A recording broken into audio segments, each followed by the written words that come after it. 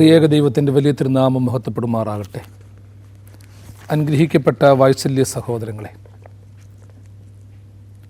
സങ്കീർത്തന മാതിരിയുടെ 159 എപ്പിസോഡിലേക്ക് ഏവരെയും ഹൃദയപൂർവ്വം സ്വാഗതം ചെയ്യുന്നു.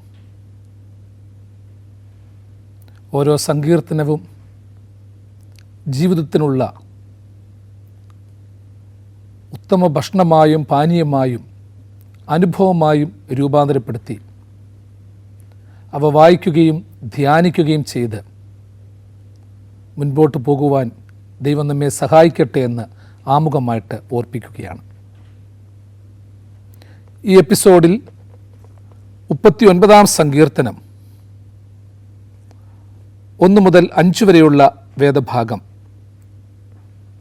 ധ്യാനത്തിനു വേണ്ടി സമർപ്പിക്കുകയാണ്. നാവുകൊണ്ട് പാപം ചെയ്യാതിരിക്കുവാൻ ഞാൻ എൻ്റെ വഴികൾ സൂക്ഷിക്കുമെന്നും ദുഷ്ടൻ എൻ്റെ മുമ്പിലിരിക്കുമ്പോൾ എൻ്റെ വായ് കടിഞ്ഞാണിട്ട് കാക്കുമെന്നും ഞാൻ പറഞ്ഞു. ഞാൻ ഉരിയാടാതെ ഊമനായിരുന്നു, നന്മ ഗണ്യമാക്കാതെ മൗനമായിരുന്നു. എൻ്റെ സങ്കടം പൊങ്ങി വന്നു, എൻ്റെ ഉള്ളിൽ ഹൃദയത്തിന് ചൂടുപിടിച്ചു, എൻ്റെ ധ്യാനത്തിൽ തീ കത്തി. അപ്പോൾ ഞാൻ നാവെടുത്ത് സംസാരിച്ചു. യഹോവേ, എൻ്റെ അവസാനത്തെക്കുറിച്ചും എൻ്റെ ആയുസ് എത്ര എന്നതിനെക്കുറിച്ചും എന്നെ അറിയിക്കണമേ. ഞാൻ എത്ര ക്ഷണികനെന്ന് ഞാൻ അറിയുമാറാകട്ടെ. ഇതാ, നീ എൻ്റെ നാളുകൾ 4 വിരൽ നീളമാക്കിയിരിക്കുന്നു. എൻ്റെ ആയുസ് നിൻ്റെ മുൻപാകെ ഏതുമില്ലാത്തതുപോലെ ഇരിക്കുന്നു. ഏതു മനുഷ്യനും ഒരു ശ്വാസമത്രേ.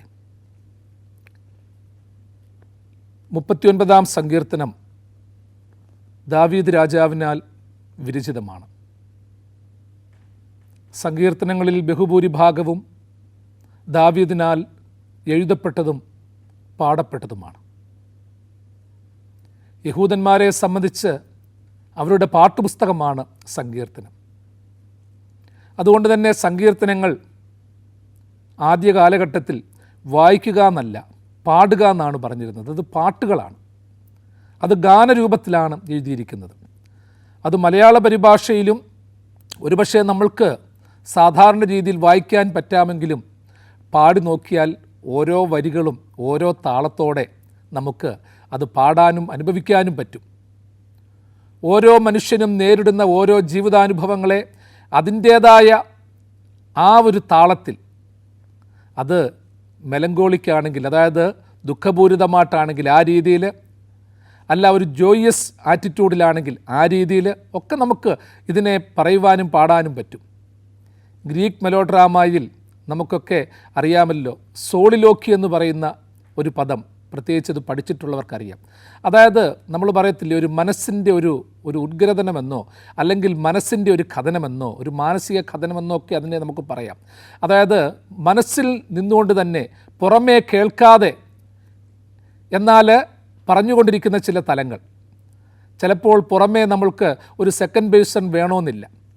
ഇന്ന് സംസാരിക്കണമെന്നുണ്ടെങ്കിൽ നമ്മളെപ്പോഴും പറയും ഒരാൾ വേണം സംസാരിക്കാൻ. ഒറ്റയായാൽ സംസാരമാകത്തില്ല, ഒരു ശ്രോതാവ് വേണം, ഒരു റെസ്പോൺസ് കിട്ടണം. എന്നാൽ ചില നാടകങ്ങളിലൊക്കെ നമ്മൾ കണ്ടിട്ടുണ്ട്, പ്രത്യേകിച്ച് സ്റ്റേജ് ആർട്ടിസ്റ്റുകൾ അവർ പെർഫോം ചെയ്യുമ്പോൾ അവർ തന്നെ പറയുകയാണ്, ഇങ്ങനെ അവരുടെ വികാരങ്ങൾ അവർ തന്നെ പറയുകയാണ്, ആരോടെന്നില്ലാതെ പറയുകയാണ്, മനസ്സിൽ തോന്നുന്ന വികാരങ്ങൾ പറയുകയാണ്. പക്ഷേ ആ പറയുന്നവർക്ക് മറ്റുള്ളവർക്ക് മുമ്പിൽ ആരുമില്ലെന്ന് തോന്നിയാലും പറയുന്നവരെ സംബന്ധിച്ചിടത്തോളം അവരാരോടോ പറയുകയാണ്. നമ്മൾ ചിലപ്പോൾ കഥകളൊക്കെ വായിക്കുമ്പോൾ സാധാരണയായിട്ട് 2 കഥാപാത്രങ്ങൾ തമ്മിൽ സംസാരിക്കുന്ന സംസാരം അത് കറക്റ്റായിട്ട് എഴുതും.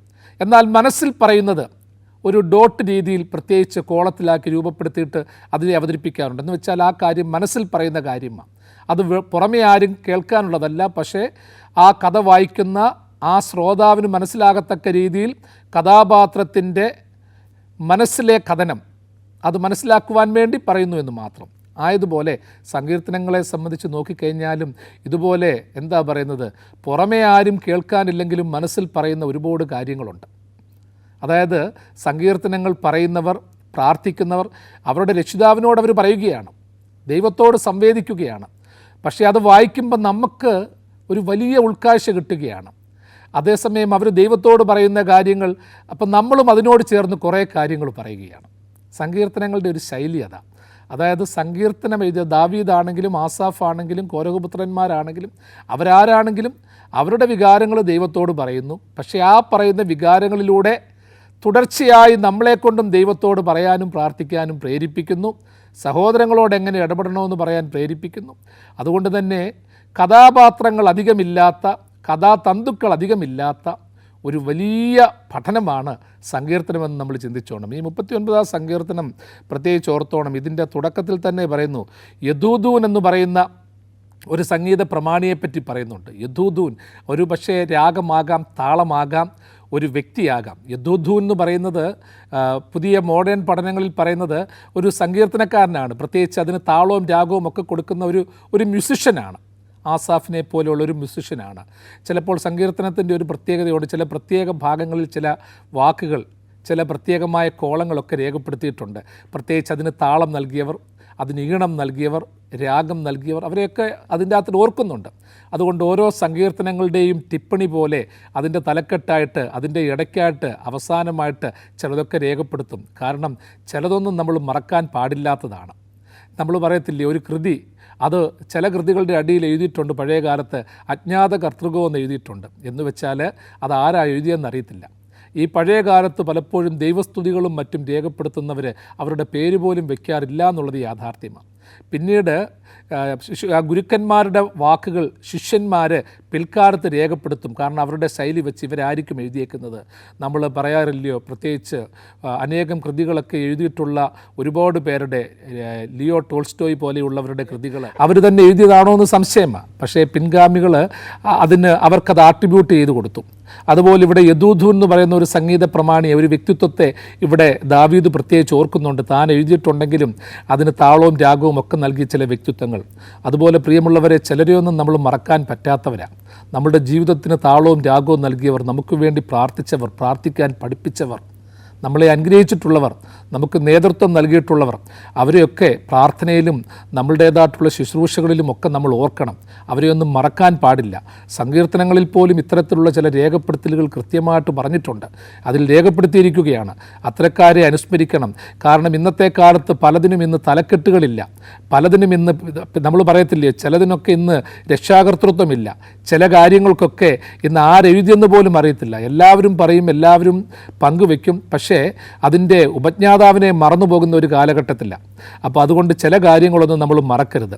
ചിലതിൻ്റെ സ്ഥാപകന്മാരാകാം, മുൻകാലത്ത് നയിച്ചവരാകാം, നേതൃത്വം കൊടുത്തവരാകാം, നമ്മളുടെ പൂർവികരാകാം, മാതാപിതാക്കളാകാം, ആത്മീയ പിതാക്കളാകാം. ഇവരെയൊക്കെ നമ്മളുടെ പ്രാർത്ഥനയിൽ നമ്മൾ അനുസ്മരിക്കണം. അതുകൊണ്ട് യദൂദൂൻ എന്ന് പറയുന്ന ഒരു വ്യക്തിത്വത്തെ, അതിനെ ചിട്ടപ്പെടുത്തിയ ആ വ്യക്തിത്വത്തെയും കൂടി അനുസ്മരിച്ചുകൊണ്ട് ദാവീദ് ഈ സങ്കീർത്തനം കുറിച്ചിടുകയാണ്.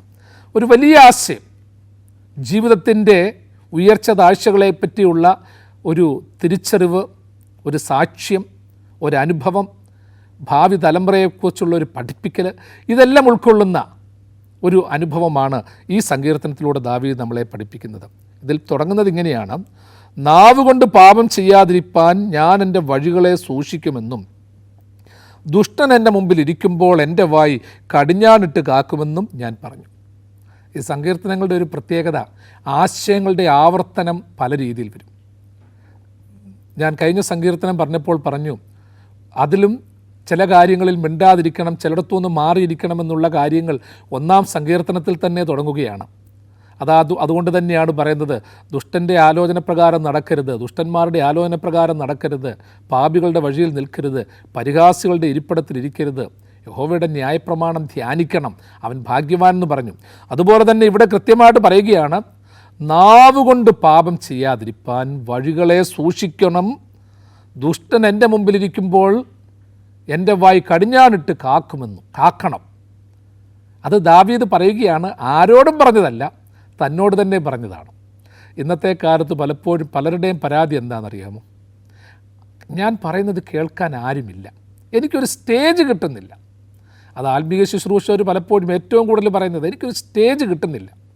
അപ്പോൾ ഞാൻ യഥാർത്ഥത്തിൽ ഹൃദയപൂർവ്വം ഞാൻ വലിയ ആദരവോടെ പലരെയും കാണാറുണ്ട്. അതായത് എനിക്ക് സ്റ്റേജ് കിട്ടത്തില്ല, എനിക്ക് സ്റ്റേജില്ല, എന്നെ ആരും വിളിക്കുന്നില്ല, അവസരം തരുന്നില്ല എന്ന് പറയുന്ന അനേകരെ കാണുമ്പോൾ ദൈവമേ, ഒരവസരവുമില്ലാതെ ആരും വിളിക്കാതെ വഴിയോരങ്ങളിൽ നിന്നുകൊണ്ട് കർത്താവിൻ്റെ നിർമ്മല സുവിശേഷം പറയുന്ന നല്ല ശുശ്രൂഷകരുണ്ട്, നല്ല പ്രവർത്തകരുണ്ട്. അവരെയൊക്കെ ആദരവോടെ ഞാൻ കാണാറുണ്ട്. കാരണം അവരെ ആരും വിളിക്കുന്നില്ല, അവരെ സ്വാഗതം ചെയ്യുന്നില്ല. ഞാൻ ഉൾപ്പെടെയുള്ളവർ പലപ്പോഴും പലയിടത്ത് ചെല്ലുമ്പോൾ അവർ ഒരു സ്വാഗതം ചെയ്യും. ചിലപ്പോൾ ഉള്ളതുമില്ലാത്തതുമൊക്കെ പുകഴ്ത്തി പറഞ്ഞെന്നിരിക്കും. പറഞ്ഞു കഴിയുമ്പോൾ നല്ലത് പറഞ്ഞു എന്ന് പറഞ്ഞെന്നിരിക്കും. പറയുന്നത് ശരിയല്ലെങ്കിൽ തന്നെയും പുകഴ്ത്തി പറയും. അപ്പോൾ അങ്ങനെ പുകഴ്ത്തലുകളുടെ ഒരു ലോകത്ത് യഥാർത്ഥത്തിൽ ഹൃദയപൂർവ്വം ചിന്തിക്കേണ്ട ഒരു കാര്യമാണ്. ദാവീദ് പറയുന്നത് വലിയ സാക്ഷ്യങ്ങൾ ഞാൻ എന്നോട് തന്നെ പറയുകയാണ്. പ്രിയമുള്ളവരെ, കർത്താവിൻ്റെ സുവിശേഷകന്മാരുടെ പ്രത്യേകത, അവരെ സ്വാഗതം ചെയ്യാൻ ആരുമില്ലായിരുന്നു, വിളിച്ചുകൊണ്ട് പോകാൻ ആരുമില്ലായിരുന്നു, കയറ്റി കിടത്താൻ ആരുമില്ലായിരുന്നു, ഒരു നേരത്തെ ഭക്ഷണം കൊടുക്കാൻ ആരുമില്ലായിരുന്നു. അവർ അത്ഭുതങ്ങൾ ചെയ്താലും നല്ല കാര്യങ്ങൾ പറഞ്ഞാലും അവർ ദൈവദൂഷണം പറയുന്നവരെന്ന് അവരെ വിലയിരുത്തി. പറഞ്ഞു തുടങ്ങുമ്പോഴത്തേക്ക് പൂഴി വാരി എറിഞ്ഞു, കല്ലും മണ്ണും കൊണ്ട് അഭിഷേകം ചെയ്തു, കൂക്കി വിളിച്ചു, പിടിച്ച് ബന്ധനത്തിലാക്കി. വെറും ബന്ധനത്തിലല്ല, കാല് പോലും ആമത്തിലാക്കി. അങ്ങനെ ഒരു തലം ഈ സുവിശേഷീകരണത്തിനുണ്ട്. അവരെ രാജ്യദ്രോഹികളായിട്ട് കണ്ടു. ദൈവത്തിൻ്റെ വചനം ദൈവത്തിൻ്റെ മുഖത്ത് നിന്ന് കേട്ടിട്ട് പോലും കൊള്ളരുതാത്തവരെന്ന് വിലയിരുത്തി, ദൈവത്തെ എതിർത്ത് പറഞ്ഞവരെന്ന് വിലയിരുത്തി. അപ്പോൾ അങ്ങനെ ഒരു തലം. അതുകൊണ്ട് ഇങ്ങനെയുള്ള ഒരു സുവിശേഷീകരണത്തിലേക്ക് പ്രവേശിക്കുന്നതിന് മുൻപ്, ഒരു പഠനത്തിലേക്ക്, പഠിപ്പിക്കലിലേക്ക് പ്രവേശിക്കുന്നതിന് മുൻപ് നാം എന്തായിരിക്കണമെന്ന് ദാവീദ് പഠിപ്പിക്കുകയാണ്. ഇവിടെ പറയുന്നില്ലയോ, നാവുകൊണ്ട് പാപം ചെയ്യാതിരിപ്പാൻ ഞാൻ എൻ്റെ വഴികൾ സൂക്ഷിക്കും, ദുഷ്ടൻ എൻ്റെ മുമ്പിലിരിക്കുമ്പോൾ എൻ്റെ വായ് കടിഞ്ഞാണിട്ട് കാക്കുമെന്നും ഞാൻ എന്നോട് തന്നെ പറഞ്ഞു. ദാവീദിൻ്റെ ഒരു വലിയ പഠിപ്പിക്കലാണ്. പ്രിയമുള്ളവരെ, ചില കാര്യങ്ങൾ നമ്മളെ തന്നെ പഠിപ്പിക്കണം കേട്ടോ. നമ്മളെ തന്നെ ചിലപ്പോൾ നമ്മളൊന്ന് കുറ്റപ്പെടുത്തണം, ഒന്ന് ക്രിട്ടിസൈസ് ചെയ്യണം, ഒന്ന് വിമർശിക്കണം. എടാ, നീ ഒന്നുകൂടെ നന്നാകാനുണ്ട്, മോളെ നീ ഒന്നുകൂടെ ശരിയാകാനുണ്ട്. ഈ ആത്മാവിൻ്റെ വിളിക്കും വാക്കുകൾക്കും നമ്മൾ ചെവി കൊടുക്കുന്നില്ല എന്നുള്ളത് യാഥാർത്ഥ്യമാണ്. മനസ്സൊരുപാട് നമ്മളെ ഉപദേശിക്കുന്നുണ്ട് കേട്ടോ. മനസ്സിടയ്ക്കിടയ്ക്ക് നമ്മൾ കേൾക്കാതെ പോകുന്നെന്ന് മാത്രമേ ഉള്ളൂ. ചില തീരുമാനങ്ങൾ എടുക്കുന്നതിന് മുമ്പ് ചിലപ്പോൾ നമുക്ക് തന്നെ ശ്രദ്ധിച്ച് കേട്ടാൽ മതി, മനസ്സൊന്ന് ശാന്തമാക്കിയാൽ മതി, സ്വസ്ഥമായ ധ്യാനത്തോടെ നിരുന്നാൽ മതി. അതുകൊണ്ടാണ് നമ്മളുടെ പാരമ്പര്യത്തിൽ, വേദകാല പാരമ്പര്യത്തിൽ തൊട്ട് തന്നെ ഈ അനുജ്ഞ എന്ന് പറയുന്നൊരു സംഗതി, അതായത് ഏത് കാര്യം ചെയ്യുന്നതിന് മുൻപും ദേവനോട് അനുജ്ഞ തേടുക, അനുവാദം ചോദിക്കുക. അതായത് ഞാൻ ചെയ്യുന്നതിന് മുൻപ് ഇത് ശരിയാണോ, ചെയ്യാമോ? ഈ വേദകാല സംസ്കൃതിയുടെ ആഴമേറിയ അനുഭവങ്ങൾ തിരുവചനത്തിൽ ഉടനീളം നമ്മൾക്ക് കാണാം. അതുകൊണ്ട് ദൈവത്തോട് ചോദിച്ചിട്ട് ചെയ്യുക. പോകുന്നതിന് മുൻപ് ദൈവമേ ഞാൻ പോകാമോ? പഴയ നിയമത്തിൽ തുടങ്ങുന്നതിന് മുമ്പ് തൊട്ട് തന്നെ അങ്ങനെയാണ് കാണുന്നത്. യുദ്ധത്തിന് പുറപ്പെടുന്നതിന് മുമ്പ് ഞാൻ പോകണമോ, ഞാൻ പറയണമോ? ബിലയാമിനെ പോലെയുള്ള പ്രവാചകന്മാരതിന് തെളിവുകളാണ്. ദൈവം എന്നോട് പറഞ്ഞിട്ടില്ല, നിന്നോടൊപ്പം വരാൻ പറഞ്ഞിട്ടില്ല, അതുകൊണ്ട് ഞാൻ വാ തുറക്കത്തില്ല. ഇസ്രായേലിനെ നീ ശപിക്കണം ബിലയാമേ. അയ്യോ, ദൈവം എന്നോട് പറഞ്ഞിട്ടില്ല ശപിക്കാൻ, നിന്നോടൊപ്പം വരാൻ പറഞ്ഞിട്ടില്ല. നമ്മളുടെയൊക്കെ ജീവിതത്തിൽ അന്തരാത്മാവിൻ്റെ ആന്തരിക വിളികൾക്ക് നമ്മൾ ചെവി ചായ്ക്കണം, കാതോർക്കണം. ഞാൻ അവിടേക്ക് പോകണമോ? നമ്മളൊരു പദവിയിലേക്ക് പ്രവേശിക്കുന്നതിന് മുൻപ്, ഒരു ജോലിയിലേക്ക് പ്രവേശിക്കുന്നതിന് മുൻപ്, ഒരു വീട് പണിയാൻ തുടങ്ങുന്നതിന് മുൻപ്, കുഞ്ഞുങ്ങളെ പഠിക്കാൻ വിടുന്നതിന് മുൻപ്, പഠിപ്പിക്കാൻ വിടുന്നതിന് മുൻപ് ചില കാര്യങ്ങളൊക്കെ ചോദിക്കണം. ശരിയാണോ? ഒരു ബന്ധം സ്ഥാപിക്കുന്നതിന് മുൻപ്. ഇതെന്ന് വെച്ചാൽ നമ്മളെ സംബന്ധിച്ച് നമ്മളെല്ലാം ആദ്യമേ എല്ലാ പരിപാടികളും അങ്ങ് ചെയ്യും. എന്നിട്ട് ദൈവത്തോട് പറയുക, ദൈവമേ അതങ്ങ് ശരിയാക്കി തരണമേ. അതായത് ആവശ്യമില്ലാത്ത എല്ലാ കാര്യങ്ങളിലും പോയി ചാടുകയും ചെയ്യും. എന്നിട്ട് ദൈവത്തിൻ്റെ ജോലിയാണ് ദൈവം അതൊക്കെ ശരിയാക്കി തരണമെന്നുള്ളത്. അതായത് വെൽഡ് ചെയ്ത് തരണം. ഇത് ചേരാത്ത സംഗതിയാണ്.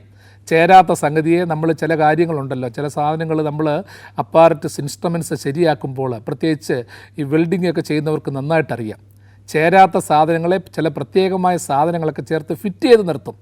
ഈ ഒരു ഫിറ്റിങ്ങിലാണ്, ഒരു ഫിസിക്കൽ ഫിറ്റിങ്ങിലാണ് ഇന്ന് നമുക്ക് താല്പര്യം. അല്ലാതെ അതിനു മുൻപ് ചേരുന്നതിനോട് ചേർക്കാനുള്ള താല്പര്യമില്ല, അതിൻ്റെ പിന്നാലെ നമ്മൾ പോകുന്നില്ല. നമ്മൾ ഈ പൊരുത്തം എന്നൊക്കെ പറയാറുണ്ട്. ഈ പൊരുത്തം നോക്കും, ചൊവ്വാദോഷം നോക്കും. പക്ഷേ ഇതിൻ്റെയൊക്കെ യഥാർത്ഥത്തിലുള്ള ആന്തരികമായ അർത്ഥം ഇന്ന് പലർക്കും അറിഞ്ഞിട്ടില്ല. അതായത് അതിനെ എങ്ങനെയെങ്കിലും ചേർപ്പിക്കുക, ചേരാത്തതിനെ ചേർപ്പിക്കുക, അടുക്കാത്തതിനെ അടുപ്പിക്കുക. ഞാൻ ഈ പറഞ്ഞത് അന്ധവിശ്വാസമല്ല പറഞ്ഞത്. അതായത് ഇതിനൊക്കെ ഒരു ആന്തരിക അർത്ഥമുണ്ട്. അതായത് ഈ പൊരുത്തം നോക്കുക, ഈ പൊരുത്തം നോക്കുക എന്ന് പറയുന്നത് പോലും ഉണ്ടല്ലോ, യഥാർത്ഥത്തിൽ മനുഷ്യർ തമ്മിലുള്ള പൊരുത്തമല്ല, ഈശ്വരൻ അതിൽ, സർവേശ്വരൻ അതിൽ പൊരുത്തപ്പെടുന്നു എന്നുള്ള ഒരു അന്വേഷണമാണ്. ഇന്ന് സർവേശ്വരൻ പൊരുത്തപ്പെടുന്നുവോ എന്ന് നോക്കാനുള്ള താല്പര്യം ഇന്ന് ആർക്കുമില്ല. മനുഷ്യൻ പൊരുത്തപ്പെടുന്നു എന്ന് പറയുന്നതിലാണ് താല്പര്യം. അതുകൊണ്ടാണ് പണം കൊടുത്തു കഴിഞ്ഞാൽ ചിലതൊക്കെ പൊരുത്തം ശരിയായി, ഇപ്പം എല്ലാം ശരിയായി, ഒരു കുഴപ്പമില്ല എന്ന് പറയുന്നത് കേട്ട് വിശ്വസിച്ച് പോകുന്നത്, ആ രീതിയിൽ അതിൻ്റെ പിന്നാലെ പോകുന്നത്, ഏത് കള്ളത്തരത്തിനും കൂട്ടു നിൽക്കുന്നത്. അതുകൊണ്ടാണ് ചില സൽപ്രമാണങ്ങൾക്ക് പോലും നെഗറ്റീവ് എഫക്റ്റ് വരുന്നത് ഇത്തരത്തിലുള്ളൊരു തലം കൊണ്ടാണ്. അതേസമയം അതൊക്കെ പഠിച്ച് നമ്മൾ ചെയ്യുകയാണെങ്കിൽ, അതിൻ്റെ അർത്ഥം ശരിയാകുകയാണെങ്കിൽ ഒരു കുഴപ്പവുമില്ല. ദാവീദ് പറയുന്നു, ഞാൻ എൻ്റെ മനസ്സിൽ തന്നെ പറഞ്ഞു, നാവ് കൊണ്ട് പാപം ചെയ്യാതിരിപ്പാൻ ഞാൻ എൻ്റെ വഴികളെ സൂക്ഷിക്കും.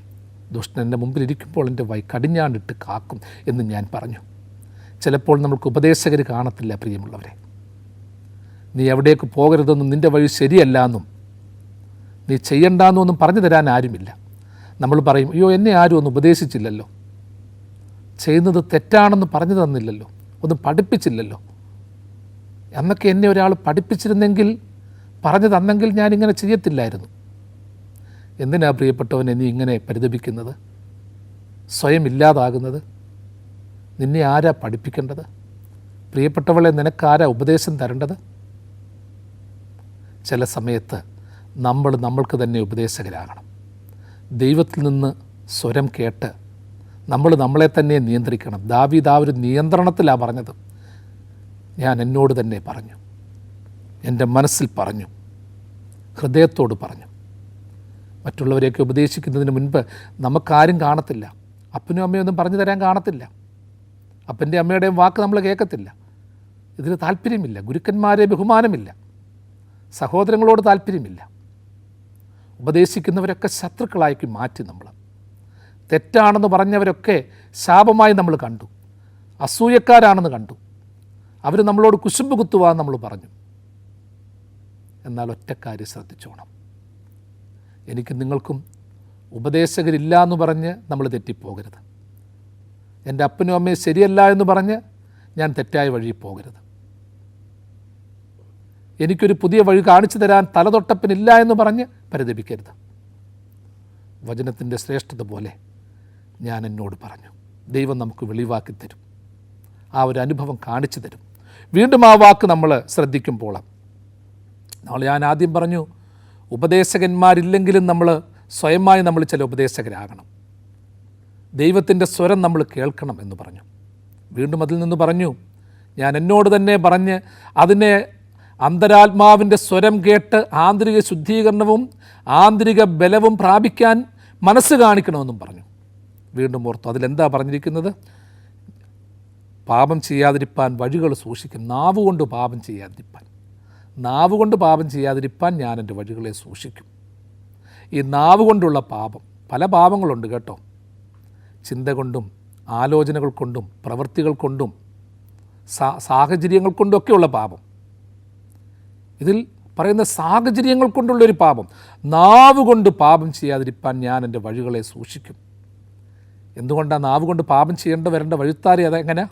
ദുഷ്ടനോടൊപ്പം അടുക്കുമ്പോൾ, ദുഷ്ടൻ എൻ്റെ മുമ്പിൽ ഇരിക്കുമ്പോൾ, ദുഷ്ടൻ്റെ ആലോചനയും വാക്കും കേട്ട് ഞാൻ പാപത്തിലേക്ക് പോകുവാനുള്ളൊരു സാഹചര്യം വരുമ്പോൾ ഞാൻ വളരെ സൂക്ഷിക്കും. ഒരുവൻ പറഞ്ഞത് കേട്ട് നീ പാപിയാകണമെന്നില്ല, കൂട്ടുകാരൻ ഉപദേശിച്ചത് കേട്ട് നീ മദ്യപാനിയാകണമെന്നില്ല, ജഡീക മോഹങ്ങളുടെ പിന്നാലെ പോകണമെന്നില്ല, അരുതാത്ത കൂട്ടുകെട്ടി പോകണമെന്നില്ല.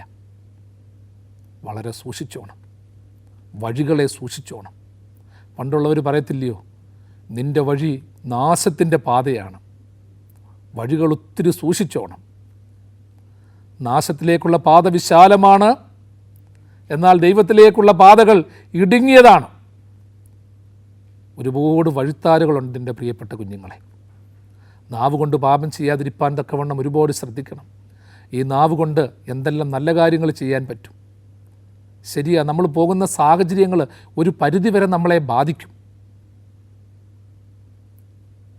പലതിനോടും ചേർന്ന് പറയേണ്ടത് വരും, അഭിപ്രായങ്ങൾ ഒത്തിരി വരും.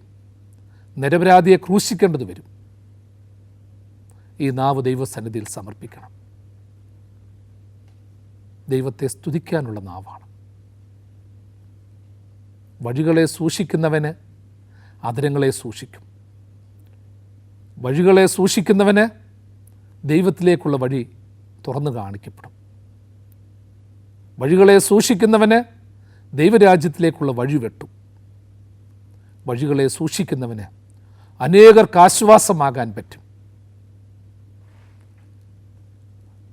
വായി കടിഞ്ഞാണിട്ട് കാക്കണം.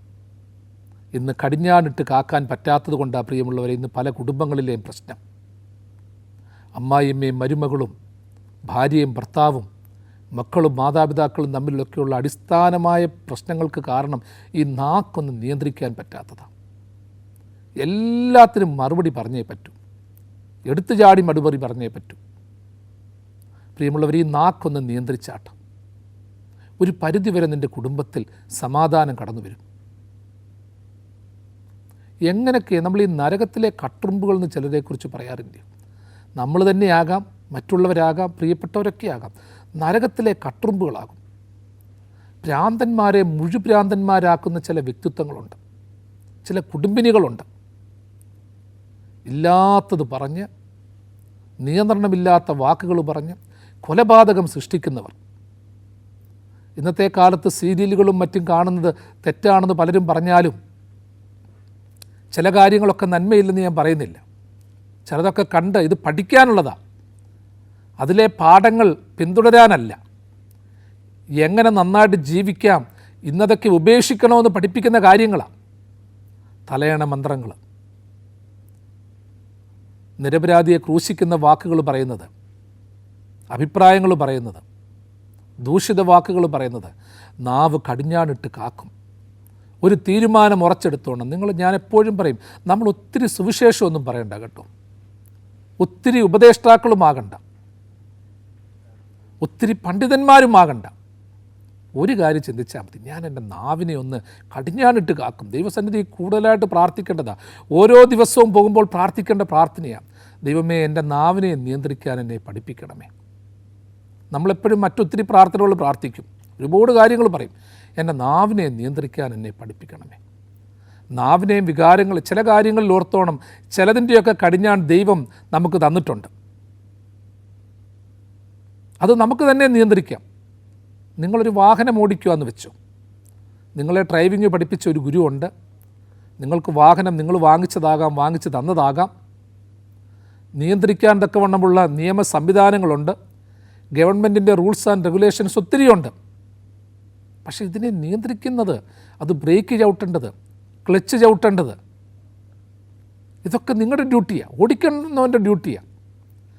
അതായത് നിങ്ങൾ തന്നെ ആലോചിച്ചോ, ഗിയർ ഒരിക്കലും ഗവൺമെൻറ്റിൻ്റെ കയ്യിലല്ല, ക്ലച്ച് അത് മറ്റേതെങ്കിലും ഗുരുവിൻ്റെ കൈകളിലല്ല, അത് നിർമ്മിച്ചവൻ്റെ കൈകളിലുമല്ല, അത് നിങ്ങളുടെ കാലിൽ തന്നെ ഉണ്ട്, കാലിൻ്റെ അടിയിലുണ്ട്.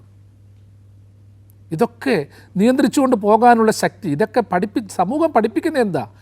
ഇതെങ്ങനെ ചവിട്ടണം, ബ്രേക്ക് എപ്പോൾ ചവിട്ടണം, ക്ലച്ച് എപ്പോൾ ചവിട്ടണം, ഗിയർ എപ്പോൾ മാറ്റണം, ഇതൊക്കെ പഠിപ്പിക്കും. പക്ഷെ ഇത് മാറ്റേണ്ടത് അത് ഓടിക്കേണ്ടവനാണ്. എന്നതുപോലെ നാവിൻ്റെ കടിഞ്ഞാണ്, അത് മറ്റുള്ളവൻ്റെ കൊടുക്കരുത്. ഇന്ന് പലപ്പോഴും പലതും കാണുമ്പോൾ ചിന്തിക്കും, ദൈവമേ ഈ നാവിൻ്റെ കടിഞ്ഞാണ് എൻ്റെ ഉൾപ്പെടെയാണ് ഞാൻ പറയുന്നത്, ദൈവമേ എൻ്റെ നാവിൻ്റെ കടിഞ്ഞാണ് മറ്റുള്ളവൻ്റെ പോക്കറ്റിലാണോ, മറ്റുള്ളവൻ്റെ ആലോചനയിലാണോ? ചിലപ്പോൾ നമ്മൾ പറയുന്ന അഭിപ്രായങ്ങളും വാക്കുകളും ഒക്കെ കേൾക്കുമ്പോൾ, മുൻകോപത്തോടെയുള്ള വാക്ക് കേൾക്കുമ്പോൾ ഞാൻ എന്നോട് തന്നെ ചോദിക്കാറുണ്ട്, എവിടെ പോയി എൻ്റെ നാക്കിൻ്റെ കടിഞ്ഞാണ്, എവിടെ എൻ്റെ താക്കോലെന്ന് അറിയാൻ പറ്റാത്തൊരവസ്ഥയിലാണ്.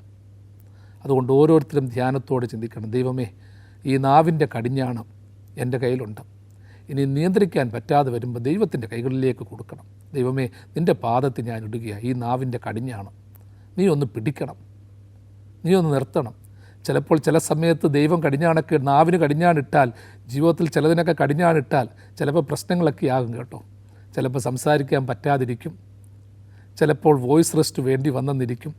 അതുകൊണ്ട് എപ്പോഴും അങ്ങോട്ട് ഒത്തിരി ഇട്ട് കൊടുക്കണ്ട കേട്ടോ, നമ്മൾ തന്നെ ഒന്ന് ശ്രദ്ധിച്ചാൽ മതി, പശ്ചാത്താപത്തോട് ഓർത്താൽ മതി. ദൈവമേ ഞാൻ പൊയ്ക്കോളാം, അതിനനുസരിച്ച് ജീവിച്ചോളാം, അതിനനുസരിച്ച് പ്രവർത്തിച്ചോളാം.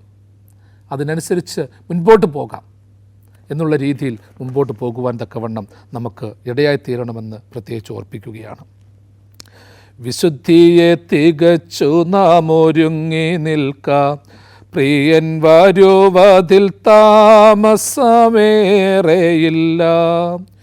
വിശുദ്ധിയെ തികച്ചു നാം ഒരുങ്ങി നിൽക്കാം, പ്രിയൻ വരുവതിൻ താമസമേറെയില്ല. തൻ്റെ വാഗ്ദത്തങ്ങൾ പലതും നിറവേറുന്നേ ഒരുങ്ങിടാം. തൻ്റെ വാഗ്ദത്തങ്ങൾ പലതും നിറവേറുന്നേ ഒരുങ്ങിടാം. മാലിന്യപ്പെട്ടിടാതോടിടുക, മണവാളൻ വരവേറ്റമടുത്തു പോയി. മണിയറയിൽ പോയി നാം ആശ്വസിപ്പാൻ ഒരുങ്ങിടാം. വിശുദ്ധിയെ തികച്ചു നാം ഒരുങ്ങി നിൽക്കാം, പ്രിയൻ വരുവതിൻ താമസം ഏറെയില്ല. വിശുദ്ധിയെ തികച്ചു നാം ഒരുങ്ങി നിൽക്കാം, പ്രിയൻ വരുവതിൻ താമസം ഏറെയില്ല. 39 സങ്കീർത്തനം ആദ്യ ഭാഗമാണ് നമ്മൾ ധ്യാനത്തിന് വേണ്ടി ദൈവസന്നിധിയിൽ സമർപ്പിച്ചത്. നാവ് കൊണ്ട് പാപം ചെയ്യാതിരിപ്പാൻ ഞാൻ എൻ്റെ വഴികളെ സൂക്ഷിക്കും. ദുഷ്ടൻ എൻ്റെ മുമ്പിലിരിക്കുമ്പോൾ എൻ്റെ വായ് കടിഞ്ഞാണിട്ട് കാക്കും. സൂക്ഷിക്കേണ്ട വഴികളെപ്പറ്റി, കടിഞ്ഞാണിടേണ്ട അനുഭവത്തെപ്പറ്റി പറഞ്ഞു. നീതിമാനായ യാക്കോബ് ഉപദേശിച്ചതുപോലെ നാവ് ചെറിയൊരു അവയവമാണ്. പക്ഷേ ഒരു ചെറിയ തീയെ ഒരു കൊടുങ്കാറ്റിനെ കത്തിക്കുന്നത് പോലെ നാവും ആ തരത്തിൽ നാശത്തിലേക്കും നന്മയിലേക്കും നയിക്കുന്ന അനുഭവമുണ്ട്. കപ്പിത്താൻ കപ്പലിനെ നിയന്ത്രിക്കുന്നു, അതിൻ്റെ കടിഞ്ഞാൺ ചെറുതാണ്. പക്ഷെ ഒരു വലിയ കപ്പലിനെ നിയന്ത്രിക്കുന്നത് പോലെ നമ്മുടെ ജീവിതത്തിലും ഈ ഒരു അനുഭവം ഉണ്ടാകണം. ഞാൻ ആദ്യമേ സൂചിപ്പിച്ചു, സങ്കീർത്തനക്കാരൻ ഇവിടെ പറഞ്ഞത് എൻ്റെ വായ് കടിഞ്ഞാണിട്ട് കാക്കുമെന്നും വഴികളെ സൂക്ഷിക്കുമെന്നും ഞാൻ പറഞ്ഞു. അതെ, ചിലപ്പോൾ നമ്മളോട് തന്നെ ചില ഉപദേശങ്ങൾ കൊടുക്കണം. ചിലപ്പോൾ നിയന്ത്രിക്കാൻ പറ്റാത്ത അനുഭവങ്ങളുണ്ടാകും. നമ്മളെ തന്നെ ശക്തമായ രീതിയിൽ പിടിച്ചിരുത്തണം. നമ്മളുടെ കൺട്രോൾ കടിഞ്ഞാൺ നഷ്ടപ്പെടുന്നുവെന്ന് കാണുമ്പോൾ ദൈവകരങ്ങളിലേക്ക് ഏൽപ്പിക്കണം. നമ്മളുടെ കടിഞ്ഞാൺ മറ്റുള്ളവരുടെ കൈകളിൽ, സാത്താൻ്റെ കൈകളിലേക്ക് വിട്ടുകഴിഞ്ഞാൽ അവൻ നയിക്കുന്നത് വേറെ രീതിയിലാണ്. എനിക്ക് ഗുരുവും ഉപദേശകനും ആരുമില്ല എന്ന് പറയുമ്പോഴും ആരുമില്ലാത്ത അവസരത്തിൽ നാം തന്നെ ദൈവശക്തിയാൽ ഉപദേശകരായി മാറണം. നമ്മളെ നിയന്ത്രിക്കുവാൻ സാധിക്കണം. സമാധാനമുണ്ടാക്കുന്നവർ ഭാഗ്യവാന്മാർ, അവർ ദൈവത്തിൻ്റെ പുത്രന്മാരെന്ന് വിളിക്കപ്പെടും. ദൈവം തൻ്റെ വലങ്കരം നീട്ടി എല്ലാവരെയും വാഴ്ത്തി അനുഗ്രഹിക്കുമാറാകട്ടെ.